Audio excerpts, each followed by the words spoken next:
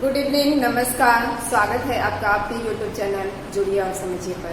दोस्तों, आज हम फिर उपस्थित हैं शब्द भेद के अंतर्गत। आज हम पढ़ेंगे वाक्य में प्रयोग के आधार पर शब्द भेद। तो चलिए क्लास को शुरू करते हैं। वाक्य में प्रयोग के आधार पर शब्द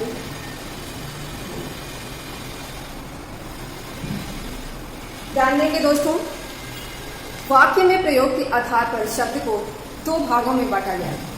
दो भागों में कौन कौन से भाग हैं? तो हमारा एक है और दो है। पहला है विकारी शब्द, पहला है विकारी और दूसरा है अविकारी। ध्यान देंगे, पहला क्या है? विकारी। देखिए, सिर्फ अ उपसर्ग जोड़ देने से ये अविकारी हो गया और बहुत सारे परिवर्तन लेकर के और ये उपस्थित है। तो अभी हम पढ़ेंगे विकारी और अविकारी शब्द। दोस्तों, विकारी शब्द किसे कहते हैं? विकार का मतलब क्या है? विकार का मतलब ही क्या होता है? तो विकार का शाब्दिक अर्थ होता है परिवर्तन। विकार का मतलब ही होता है क्या? परिवर्तन, यानी कि जो बदल जाए। विकार का मतलब क्या होता है? परिवर्तन, यानी कि जो परिवर्तित हो जाए। और अविकारी का मतलब आप समझ सकते हैं, जिसका कि परिवर्तन न हो। अब इसको हम डिटेल में समझते हैं कि विकारी शब्द है क्या। तो पहला हम लेके चलते हैं विकारी। दोस्तों, अब इसमें देखेंगे कि ऐसा क्या है। क्या परिवर्तन शब्द में भी होता है? जी हाँ, बिल्कुल होता है। कैसे होता है? थोड़ा परिभाषा के साथ देखते हैं। विकारी शब्द इसमें देखते हैं, इसका परिभाषा यही है कि वैसे शब्द जो लिंग, वचन, कारक इत्यादि, लिंग, वचन, कारक इत्यादि के अनुसार अपना रूप बदलते हैं, उन्हें ही हम क्या कहते हैं? उन्हें हम क्या कहेंगे? तो उन्हें ही हम विकारी शब्द कहते हैं। क्या कहते हैं? तो विकारी शब्द कहते हैं। दोस्तों, अब ये लिंग और वचन और कारक के अनुसार रूप कैसे बदलते हैं? तो हम कुछ शब्द लिख दे रहे हैं, जैसे लड़का लिख दिए। अब इसको थोड़ा सा हम देखते हैं कि परिवर्तन कैसे होता है। तो यहां पर हो गया वचन के अनुसार,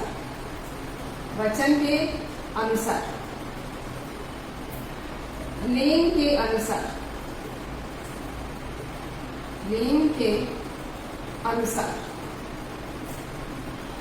कारक के अनुसार।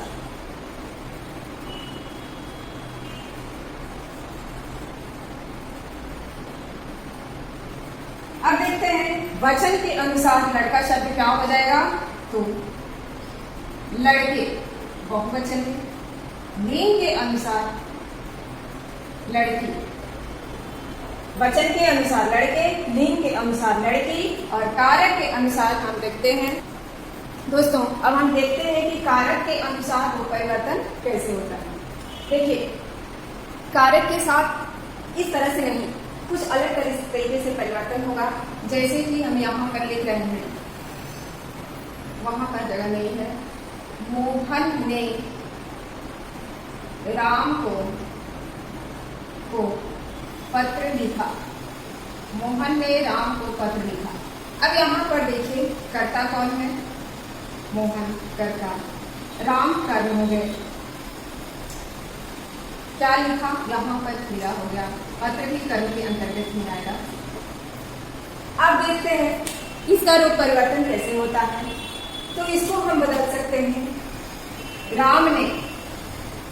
राम ने मोहन मोहन को पत्र लिखा। देखिए, शायद ही कोई इस बात को बता पाएगा।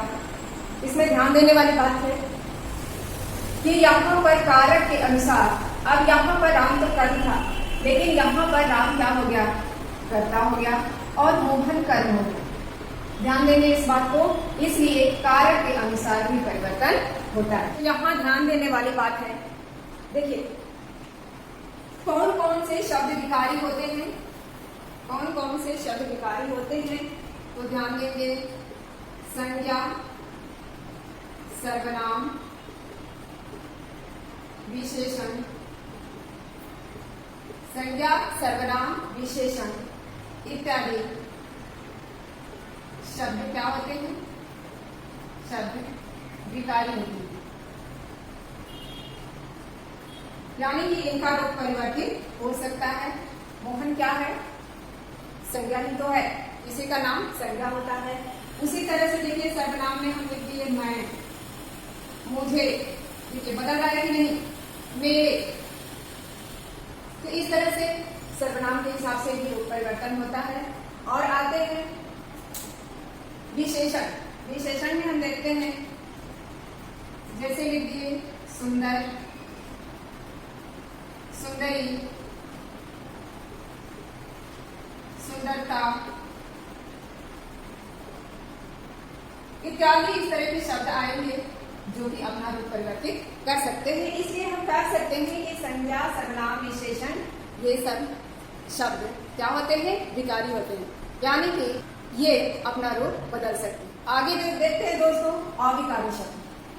अविकारी शब्द क्या होता है, वैसे शब्द जो लिंग वचन कारक के अनुसार अपना रूप परिवर्तन ना करें, यानी कि विकारी शब्द में बदलते हैं और अविकारी में नहीं बदलते हैं। इसका परिभाषा यही होगा कि वैसे शब्द जो किसी भी हालत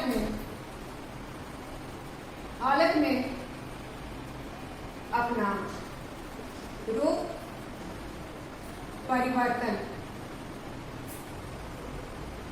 परिवर्तन ना करें, उसे हम क्या कहते हैं, आप बता सकते हैं, तो उसे कहते हैं अविकारी शब्द। उसे क्या कहते हैं, तो अविकारी शब्द कहते हैं। वैसे कौन से शब्द हैं जो कि रूप परिवर्तन ना करें? दोस्तों, जैसे हम यहाँ पर एग्जाम्पल देखते हैं, कौन ऐसे शब्द हैं जो अपना रूप परिवर्तन नहीं करते हैं, तो आते हैं, लेते हैं और एक शब्द है क्या जो रूप परिवर्तन करेगा? जी नहीं, ये कभी अपना रूप परिवर्तन नहीं करता है। उसी तरह से बहुत सारे शब्द होते हैं, जैसे यहाँ, वहां, किंतु, परंतु, लेकिन, यहाँ, वहां, किंतु, परंतु, लेकिन, इस तरह के जब शब्द आते हैं तो वो क्या होता है, अविकारी शब्द कहते हैं। इन्हें आगे भी कर सकते हैं। अब यहाँ देखेंगे कि कौन से ऐसे शब्द होते हैं जो कि अविकारी होते हैं। तो शब्द की पहचान तो आप कर सकते हैं, लेकिन इसको शब्द में किस कैटेगरी में रखा गया है देखेंगे। संबंध बोधक शब्द, समुच्चय बोधक।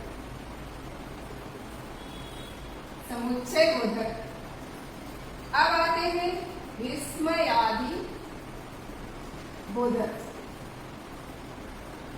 कौन कौन से? संबंध बोधक, समुच्चय बोधक, विस्मयादि बोधक शब्द क्या होते हैं? अविकारी होते हैं, विकारी होते हैं। अब ध्यान दीजिए, इन्हें ही हम क्या कहते हैं? अव्यय भी कहते हैं, होते हैं। और इन्हें हम क्या कहते हैं? इन्हें अव्यय भी कहते हैं। ध्यान देंगे दोस्तों। अविकारी शब्द एक बार पुनः देख लेते हैं। अविकारी शब्द वैसे शब्द जो किसी भी हालत में अपना रूप परिवर्तन ना करें और कभी भी वो बदल ना सके, उन्हें ही इसे क्या कहते हैं? अविकारी शब्द कहते हैं। यानी कि जिस शब्द को हम लिंग वचन कारक के अनुसार नहीं बदल सकते हैं, वो हमारे अविकारी शब्द होते हैं। जैसे यहाँ, यहाँ का कोई लिंग नहीं होता, वहां का लिंग नहीं होता, और ये किसी भी हालत में परिवर्तित नहीं होते। संबंध बोधक, समुच्चय बोधक शब्द ये आगे हम लोग पढ़ेंगे। जिसमें आदि बोधक शब्द, ये सारे शब्द क्या होते हैं? ये अविकारी होते हैं और इन्हें अव्यय भी हम कहते हैं। ठीक है, मुझे पूरी उम्मीद है कि आपको अच्छे से समझ में आ गई होगी। अगर अच्छे से समझ में आ गई हो तो वीडियो को लाइक करें, सब्सक्राइब करें।